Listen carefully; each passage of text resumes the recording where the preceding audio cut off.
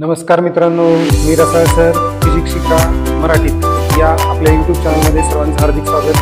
आजचा व्हिडिओ फार महत्त्वाचा आहे बाळांनो. आज आपण 2025ला HSC बोर्डच्या एक्झामसाठी फिजिक्सच्या पेपरसाठी सामोरे जाण्यासाठी कोणत्या प्रकारचं आपलं नियोजन असायला पाहिजे, कोणत्या प्रकारचा तुमचा अभ्यास असायला पाहिजे, कोणते महत्त्वाचे प्रश्न तुम्ही सोडवले पाहिजेत, त्याचा अभ्यास केला पाहिजे, या संदर्भामध्ये आज आपण तुमच्यासाठी व्हिडिओ बनवून आलेला आहे. खास करून अशी गरीब जनता ज्यांचं सतत मला फोन येत होते की सर आम्हाला इम्पॉर्टंट क्वेश्चन सांगा, तर त्याच विद्यार्थ्यांसाठी, गरीब जनतेच्या लोकांसाठी, गरीब म्हणतोय मी कशासाठी, तर ते मार्कांनी गरीब असणारे विद्यार्थी, अशा विद्यार्थ्यांसाठी आपण आज बनवले खूप महत्त्वाचे प्रश्न. मिशन HSC बोर्ड एक्झाम 2025 बरोबर. क्विक रिव्हिजन म्हणजे तुम्हाला आत्तापासून, आज जर आपण पाहिलं तर एक 3 ते 4 दिवसांचा कालावधी पेपरसाठी राहिला आहे. 17 फेब्रुवारी 2025ला आपला फिजिक्सचा पेपर आहे. तर त्याच्या अगोदर आपल्याला आज 13 तारीख आहे, 14, 15, 16 आणि 17ला आपली एक्झाम आहे.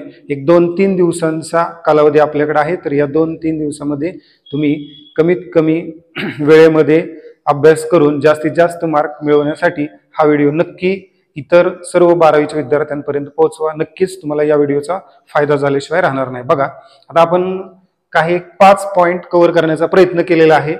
तर चॅप्टर 1 पासून ते चॅप्टर 16 पर्यंत आपण प्रत्येक याच्यातले जवळपास 5 पॉइंट कव्हर केलेले आहेत, जेणेकरून या 5 पॉइंट वरती तुम्ही थोडासा जास्त भर द्या, असं माझं मत आहे. इतर वेळेला तुम्ही अभ्यास केलेला असेल, वर्षभर तुम्ही अभ्यास करताय, परंतु आता रिव्हिजन म्हणून या 5 पॉइंटकडे अजिबात दुर्लक्ष करू नका. प्रत्येक चॅप्टर मधले आपण 5 इम्पॉर्टंट पॉइंट शोधून काढलेले आहेत, जे तुम्हाला नक्कीच चांगले मार्क मिळवून देतील. चला लक्ष द्या. आता पहिला जो चॅप्टर आहे आपल्याकडं तो आहे रोटेशनल डायनामिक्स.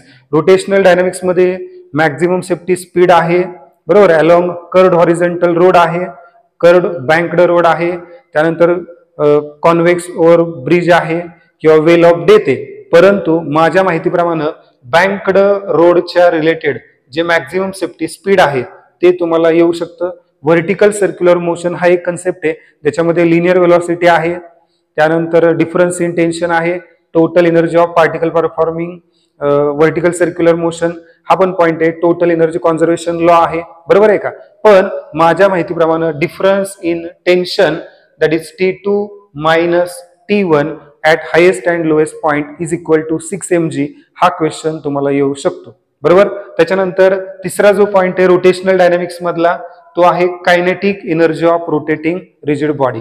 चौथा पॉइंट काय आहे, अँग्युलर मोमेंटम इज कॉन्स्टंट. त्याचं आता अँग्युलर मोमेंटम वरती क्वेश्चन कसा असतो, state and prove conservation law of angular momentum हा प्रश्न तुम्हाला येऊ शकतो. त्याच्यानंतर पॅरलल ऍक्सिस थेरम असतो, परपेंडिक्युलर ऍक्सिस थेरम असतो, परंतु माझ्या माहितीप्रमाणे हा तुम्हाला, म्हणजे मला असं वाटतंय की परपेंडिक्युलर ऍक्सिस थेरम हा तुम्हाला येण्याची शक्यता जास्त आहे. त्याच्यानंतर ऍप्लिकेशन्स आहेत बघा, ऍप्लिकेशन्स ऑफ रिंग आहेत, ऍप्लिकेशन्स ऑफ डिस्क आहेत, सॉलिड स्पियर आहे, त्यानंतर सॉलिड सिलेंडर आहे. पण माझ्या माहितीप्रमाणे मला असं वाटतं की ऍप्लिकेशन ऑफ रिंग, रिंगचे किती ऍप्लिकेशन आहेत, 4.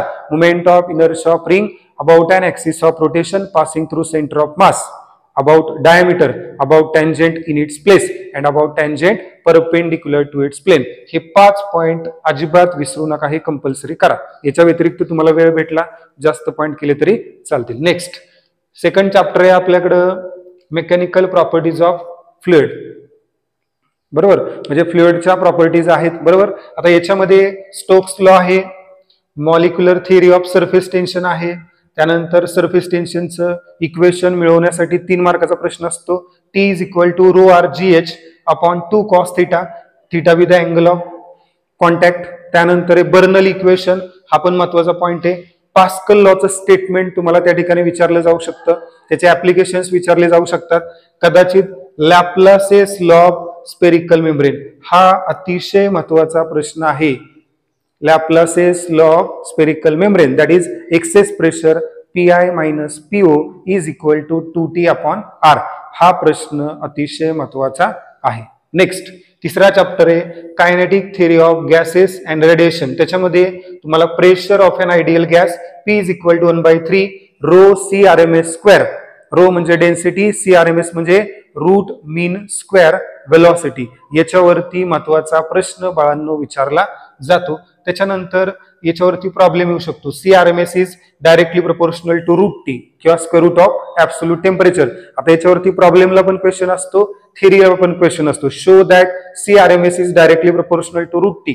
बरोबर, हा एक प्रश्न आहे. किंवा टेम्परेचर तुम्हाला 2 दिले जातात, वेलॉसिटी 1 दिली जाते, 1 वेलॉसिटी विचारली जाते. प्रॉब्लेम प्लस थिअरी असा त्याच्यावरती क्वेश्चन असतो. त्यानंतर लॉज म्हणले. आता लॉज मध्ये या ठिकाणी कायनेटिक थिअरीमध्ये आपण कोणकोणते लॉज पाहतोय तर ते आपल्याला महत्वाचे आहेत. कुठले? बॉयल्स लॉ असेल, चार्ल्स लॉ असेल, गेलो-झॅगस लॉ आहे. त्यानंतर स्टीफन्स लॉ ऑफ रेडिएशन त्या ठिकाणी असेल, वेन्स डिस्प्लेसमेंट लॉ आहे. त्यानंतर बोल्ट्झमन लॉ असेल. बरोबर, वेगवेगळ्या प्रकारचे लॉज आहेत. तर त्या लॉजचे फक्त स्टेटमेंट आणि त्याचं इक्वेशन बाळांनो करा व्यवस्थितपणे. परफेक्टली ब्लॅक बॉडी, तुम्हाला write short note on perfectly black body हा पॉइंट विचारला जाऊ शकतो. त्यानंतर हा ऍब्सॉर्प्शन कोएफिशियंट आणि emission coefficient, coefficient of absorption आणि कोएफिशियंट ऑफ इमिशन हे इक्वल हे दाखवण्यासाठी शो दॅट मध्ये हा क्वेश्चन येऊ शकतो. माझ्या माहितीप्रमाणे हे 5 क्वेश्चन महत्वाचे आहेत. चौथा आपला चॅप्टर आहे थर्मोडायनामिक्स. या थर्मोडायनामिक्स मध्ये लॉज आहेत. 0th लॉ ऑफ थर्मोडायनामिक्स आहे, फर्स्ट लॉ ऑफ थर्मोडायनामिक्स आहे. त्याच्यानंतर कंपॅरिझन बिटवीन डिफरंट प्रोसेसेस. बरोबर, isothermal process, isobaric process, isochoric process, adiabatic process. त्यानंतर अथर्मिनस सबस्टन्स, डायथर्मिनस सबस्टन्स. बरोबर, अशा डिफरंट प्रोसेसेस आहेत की ज्याच्यावरती तुम्हाला कंपॅरिझनचा पॉइंट विचारला जाऊ शकतो. त्याच्यानंतर कार्नोट इंजिन थोडासा जास्त महत्वाचा पॉइंट आहे, कारण याच्यावरती इफिशियन्सी ऑफ कार्नोट इंजिन, त्यानंतर त्याचं प्रिन्सिपल, कन्स्ट्रक्शन आणि वर्किंग तुम्हाला विचारलं जाईल. बरोबर, त्याच्यावरती प्रॉब्लेम सुद्धा येतो. त्यानंतर रेफ्रिजरेटर आहे प्रिन्सिपल, कन्स्ट्रक्शन अँड वर्किंग साठी. त्यानंतर एक्झाम्पल्स ऑन इफिशियन्सी, इफिशियन्सीवरती एक्झाम्पल त्या ठिकाणी विचारले जाऊ शकतात. जास्त अभ्यास करू नका, एवढे दिलेले पॉइंट आहेत तेवढेच फक्त व्यवस्थित करण्याचा प्रयत्न करा. नेक्स्ट चॅप्टर आहे आपला ऑस्युलेशन. ऑस्युलेशन बाळांनो फार महत्वाचा पॉइंट आहे, महत्वाचा चॅप्टर आहे. बघा, differential equation of linear SHM, differential equation of linear SHM याच्यामध्ये तुम्हाला 2 मार्कला प्रश्न विचारला जातो. त्यानंतर लिनियर एसएचएम ची डेफिनेशन विचारली जाऊ शकते. कदाचित त्याच्यामध्ये total energy of particle performing linear SHM येईल. त्यानंतर डिस्प्लेसमेंट, वेलॉसिटी आणि ऍक्सेलरेशन कॅल्क्युलेट करण्यासाठी सुद्धा प्रश्न विचारला जातो. त्यानंतर graphical representation of particle start from mean position, particle start from extreme position असा पण क्वेश्चन असतो. तो फार महत्वाचा आहे. हा 4 मार्कला विचारला जाणारा प्रश्न आहे. दोन्हीपैकी एक हा विचारला जातो नक्की, लक्षात ठेवा. डिस्प्लेसमेंट काढायची, वेलॉसिटी काढायची, ऍक्सेलरेशन काढायचं आणि त्यानुसार टेबल तयार करायचं आणि मग ग्राफ काढायचा, ग्राफवरून कन्क्लुजन लिहायचं. असा 4 मार्काचा तुम्हाला इम्पॉर्टंट प्रश्न असतो. त्यानंतर कंपोजिशन ऑफ एसएचएम्स, म्हणजे 2 लिनियर एसएचएम एकत्र आल्या की त्याच्यापासून नवीन एसएचएम मिळते, तर ते कंपोजिशन महत्वाचं आहे. याच्यावरती बाळांनो तुम्हाला I max upon I minimum is equal to A1 plus A2 bracket square divided by A1 minus A2 bracket square याच्यावर आधारित तुम्हाला प्रॉब्लेम असतात, लक्षात घ्या. त्यानंतर इंटेन्सिटीचा रेशो असतो I1 upon I2 is equal to A1 square upon A2 square. Next आहे comparison between free vibrations, force vibrations and resonance. तर हे सर्वात महत्वाचे पॉइंट आहेत. याच्या व्यतिरिक्त पण आहेत, पण हे सर्वात महत्वाचे आहेत. हे केल्याशिवाय इतर पॉइंट बघायची काय आवश्यकता नाही. हे पॉइंट नक्की करा. नेक्स्ट चॅप्टर आहे सुपरपोजिशन ऑफ वेव्हज. या चॅप्टर मधला सुपरपोजिशन प्रिन्सिपल अतिशय महत्वाचा पॉइंट आहे.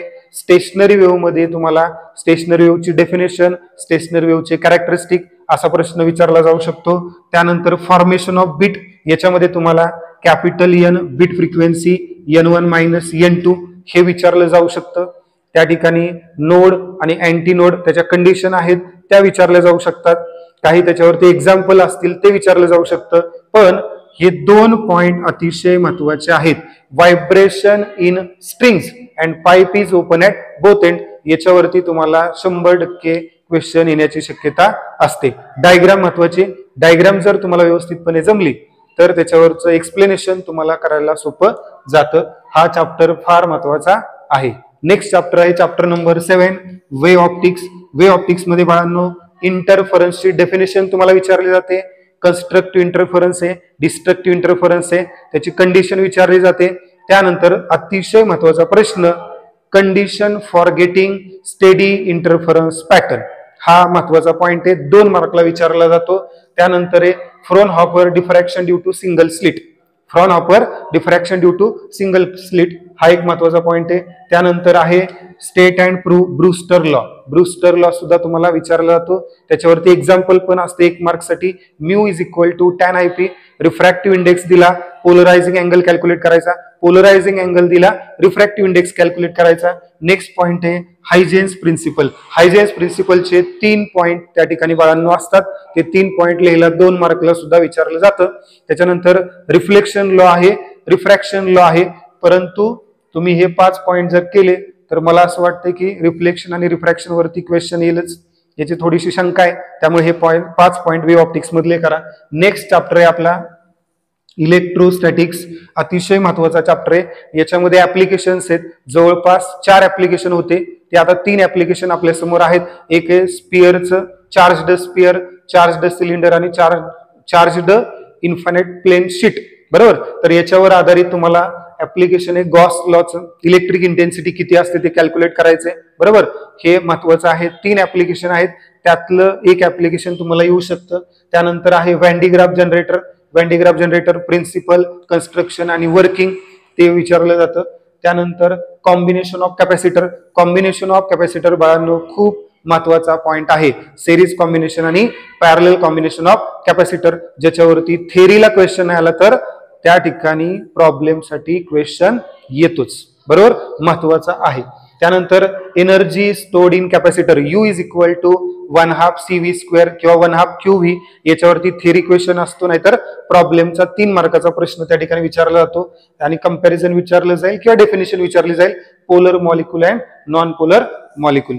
नेक्स्ट 9 नंबरचा चॅप्टर आपल्याकडे आहे करंट इलेक्ट्रिसिटी, बरोबर, किंवा electric current through the conductor. आता याच्यामध्ये तुम्हाला माहिती आहे वेटस्टोन मीटर ब्रिज एक आहे, पोटेन्शियोमीटर एक आहे, बरोबर, आणि गॅल्व्हनोमीटर आहे. तर याच्यामध्ये बघा वेटस्टोन मीटर ब्रिज मध्ये बॅलन्सिंग कंडिशन ऑफ नेटवर्क हा प्रश्न तुम्हाला विचारला जाऊ शकतो. अननोन रेजिस्टन्स पण फाइंड करायला सांगितलं जातं, किंवा Kelvin method to find resistance of galvanometer असा क्वेश्चन असतो. म्हणजे 3 पॉइंट आहेत, पण आपण त्यातले 2 लिहिलेत, बॅलन्सिंग कंडिशन आणि resistance of galvanometer, that is capital G is equal to capital R into LG upon LR. हे थेरीला पण असतं आणि प्रॉब्लेमला पण असतं. त्यानंतर पोटेन्शियोमीटरचे काही कन्सेप्ट आहेत. पोटेन्शियोमीटर जे आहे ते प्रिन्सिपल ऑफ पोटेन्शियोमीटर आहे, लक्षात घ्या. दुसरं इंटरनल रेजिस्टन्स ऑफ सेल आहे. तिसरं comparison of EMF of 2 cell by direct method and by combination method, बरोबर. याच्यामध्ये 4 पॉइंट झाले, प्रिन्सिपल झालं, comparison between 2 EMF of 2 cells, बरोबर, by direct method, by combination method आणि इंटरनल रेजिस्टन्स. पण त्या ठिकाणी इंटरनल रेजिस्टन्सचा पॉइंट बाळांनो फार महत्वाचा आहे. त्याच्यावरती 3 मार्काचा थेरी क्वेश्चन असतो, प्रॉब्लेमचा क्वेश्चन सुद्धा असतो. अतिशय महत्वाचा चॅप्टर आहे. त्यानंतर magnetic field due to electric current, Ampere circuit law, solenoid आणि टोरॉइड. मॅग्नेटिक फील्डचं जे इक्वेशन आहे सोलेनॉइड साठी काय आहे, B is equal to μ0 NI. μ0 म्हणजे काय, permeability of free space, N म्हणजे काय, number of turns per unit length into current flowing through the conductor. म्हणजे त्या सोलेनॉइडच्या अक्रॉस जी वायर गुंडाळली त्याच्यामधून जाणारा करंट, तर त्याच्यावर आधारित मॅग्नेटिक फील्ड किती तयार होतं त्याच्या ऍक्सिसच्या ठिकाणी ते आपल्याला कॅल्क्युलेट करायचंय. टोरॉइड मध्ये सुद्धा मॅग्नेटिक फील्ड आपण कॅल्क्युलेट करतो, त्याच्यावरती बाळांनो थेरी क्वेश्चन असतो, प्लस प्रॉब्लेमचा सुद्धा क्वेश्चन असतो. त्यानंतर बायोट सावर्ट लॉ स्टेटमेंट असेल आणि प्रूफ असेल, ते सुद्धा तुम्हाला विचारलं जाईल 3 मार्कसाठी. आता हा सगळ्यात या चॅप्टर मधला अतिशय महत्वाचा पॉइंट आहे मूव्हिंग कॉइल गॅल्व्हनोमीटर. लक्षात घ्या, गॅल्व्हनोमीटरचं ऍप्लिकेशन आपण घेतो. गॅल्व्हनोमीटर ऍक्च्युअल डिफ्लेक्शन दाखवतो, करंट आहे का नाही. अतिशय कमी करंट असताना तुम्हाला जर त्या सर्किट मधला करंट हाताने पकडले वायर तरी पण जाणवत नाही. अशा वेळेला जर गॅल्व्हनोमीटर त्याला जोडला तर गॅल्व्हनोमीटर डिफ्लेक्शन दाखवतो थोड्या करंटला सुद्धा, म्हणजे करंट आहे का नाही हे आपल्याला ठरवता येतं. पण तो गॅल्व्हनोमीटर हा ॲमीटर म्हणून वापरता येतो, म्हणजे करंट मेजर करायला सुद्धा वापरता येतो, किंवा व्होल्ट मीटर म्हणून वापरतो आपण व्होल्टेज मोजण्यासाठी. तर ते 2 पॉइंट फार महत्वाचे आहेत. त्याच्यावरती 100% प्रॉब्लेम असतो म्हणजे असतो. अतिशय महत्वाचा पॉइंट आहे moving coil galvanometer as an ammeter and as a voltmeter. बरोबर. नेक्स्ट चॅप्टर आहे मॅग्नेटिक मटेरियल. बाळांनो, कंपॅरिझनचा पॉइंट अतिशय महत्वाचा आहे. Diamagnetic substance, paramagnetic substance, ferromagnetic substance, comparison महत्वाचे. त्यानंतर दुसरं आहे magnetic movement is equal to EVR upon 2. Show that साठी याच्यावरती क्वेश्चन येऊ शकतो. त्यानंतर डोमेन थेरी ऑफ फेरोमॅग्नेटिझम, थोडंसं डिस्क्रिप्टिव्ह क्वेश्चन आहे. पाठ होत असेल तर करा, नसेल तर विषय सोडून द्या. पाठ करावं लागणार आहे. जर पाठांतर तुमचं चांगलं असेल तर तुम्ही त्याच्याकडे थोडंसं लक्ष द्या. त्यानंतर आहे ऑल प्रॉब्लेम्स. या चॅप्टरमध्ये जेवढे काय फॉर्म्युले आहेत त्या फॉर्म्युल्याला पाठ करण्याचा बाळांनो विचार सोडून द्या. पाठ करत बसू नका. जेवढे प्रॉब्लेम्स आहेत तेवढे प्रॉब्लेम सोडवा. प्रॉब्लेमचे फॉर्म्युले आपोआप पाठ होतील. तुमच्याकडे वेळ कमी आहे, प्रॉब्लेमवरती थोडंसं भर द्या. बरोबर. त्याच्यानंतर डेफिनेशन्स आहेत. डेफिनेशन्स याच्यामध्ये मॅग्नेटायझेशन आहे, मॅग्नेटिक इंटेन्सिटी आहे, नेट मॅग्नेटिक डायपोल मुवमेंट आहे, त्यानंतर किंवा क्युरी टेम्परेचर आहे. बरोबर. Diamagnetic substance, paramagnetic substance, ferromagnetic substance यांच्या डेफिनेशन्स आहेत. या सगळ्या डेफिनेशन व्यवस्थित करा. कंपॅरिझन महत्वाचा आहे बाळांनो आणि याच्यामधले प्रॉब्लेम महत्वाचे आहेत. 12वा जो चॅप्टर आहे इलेक्ट्रोमॅग्नेटिक इंडक्शनचा आहे. इलेक्ट्रोमॅग्नेटिक इंडक्शन मध्ये फॅरेडेज लॉज आहेत. Faraday's laws of electromagnetic induction, that is first law, second law. त्यानंतर लेन्झ लॉ, हे 3 लॉ त्या ठिकाणी असतील. त्यानंतर energy stored in inductor, that is जसं कॅपॅसिटर मध्ये 1/2 CV² आहे तसं इंडक्टर मधली एनर्जी काय 1/2 LI² आहे, ते पण विचारतं. या चॅप्टर मधला सगळ्यात महत्वाचा प्रश्न principle construction and working of transformer. 3 मार्कला थिअरीचा क्वेश्चन असतो, 3 मार्कला प्रॉब्लेम साठी क्वेश्चन असतो. त्यानंतर यातले सर्व एक्झाम्पल व्यवस्थितपणे करा आणि electromotive force is equal to BLV हे थिअरी मार्काचा 3 मार्काचा प्रश्न आहे, तो तुम्हाला विचारला जाईल, महत्वाचा आहे. नेक्स्ट आहे अतिशय महत्वाचा चॅप्टर आहे chapter number 13 AC circuit. AC circuit with resistor, AC circuit with capacitor, AC circuit with inductor, AC circuit with series combination of capacitor inductor, capacitor and resistor. बरोबर. हे 4 पॉइंट आहेत. याच्यामध्ये तुम्हाला अल्टरनेटिंग EMF दिलेला असतो, alternating current काढायचा असतो, त्याच्यावरती फेजर डायग्राम असते, ती फेजर डायग्राम काढायची असते. 4 पॉइंट वेगवेगळे विचारले जातात. प्लस या 4 पॉइंटवर आधारित power dissipated in AC circuit ते सुद्धा आपल्याला कॅल्क्युलेट करावं लागतं. रेजिस्टर असताना, कॅपॅसिटर असताना, इंडक्टर असताना किंवा LCR सिरीज सर्किट असताना. त्यातलं आपण फक्त इथं तुम्हाला काय दिले डेफिनेशन सर्व करा. AC सर्किट मधल्या inductive reactance, capacitive reactance, impedance, आणखी काही डेफिनेशन असतील त्या डेफिनेशन महत्वाच्या त्या करा. त्यातले सगळे प्रॉब्लेम सोडवण्याचा प्रयत्न करा. एक्झाम्पल्स महत्वाचे आहेत. थिअरीचं जर म्हणलं तर power dissipated in LCR series circuit, power तेवढी विचारली जाईल. LCR सिरीज सर्किटची इतर विचारलं जाणार नाही. दिले तुम्हाला पण विचारले जाणार नाही. एक्सप्रेशन फॉर इम्पेडन्स म्हणजे इथं Z is equal to √R² plus XL - XC bracket square, ती व्हॅल्यू कशी आली ते तुम्हाला विचारलं जाईल. कदाचित इंडक्टिव्ह रिॲक्टन्स, कॅपॅसिटिव्ह रिॲक्टन्स त्याच्यावरती आधारित तुम्हाला इंडक्टिव्ह रिॲक्टन्स म्हणजे काय XL is equal to ω/L आणि XC is equal to capacitive reactance is equal to काय असतं 1/ω/C. त्याच्यावरती तुम्हाला प्रॉब्लेम विचारले जातील. थिअरीवरती डेफिनेशन विचारली जाईल. त्यानंतर expression for resonant frequency FR is equal to 1/2π into √LC म्हणजे पॅरलल रेझोनंट सर्किट आणि सिरीज रेझोनंट सर्किट याच्यामधला कुठला तरी एखादा पॉईंट तुम्हाला विचारला जाईल किंवा प्रॉब्लेम साठी महत्वाचा आहे. हा पूर्ण चॅप्टर जो आहे तो बऱ्यापैकी प्रॉब्लेम साठी महत्वाचा आहे. नेक्स्ट चॅप्टर आहे आपल्याकडं chapter number 14 dual nature of radiation and matter. याच्यामध्ये सर्व डेफिनेशन्स आहेत ते बघा. त्यानंतर फोटो इलेक्ट्रिक इफेक्ट त्या डेफिनेशन मध्ये येऊ शकतं. डिब्रॉग्ली हायपोथेसिस येऊ शकतं. त्यानंतर आइन्स्टाईन फोटो इलेक्ट्रिक इक्वेशन आहे म्हणजे maximum kinetic energy of electron which is equal to hν - φ0.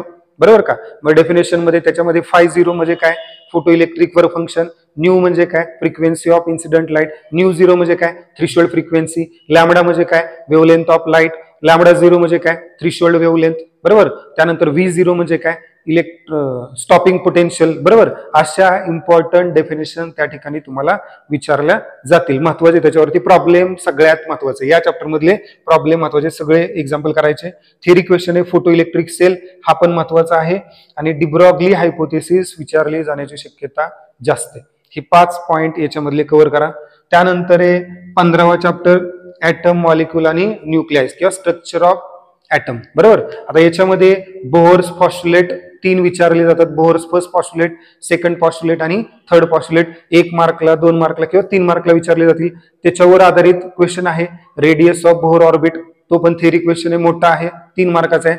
Energy of nth Bohr orbit, तो पण महत्वाचा पॉइंट आहे.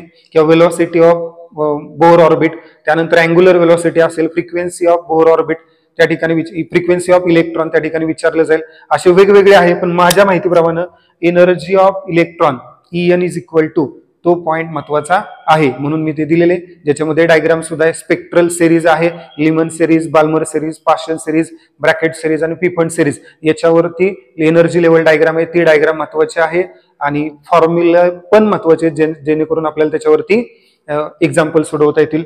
त्यानंतर जिजर मार्सडन एक्सपेरिमेंट, तो आहे.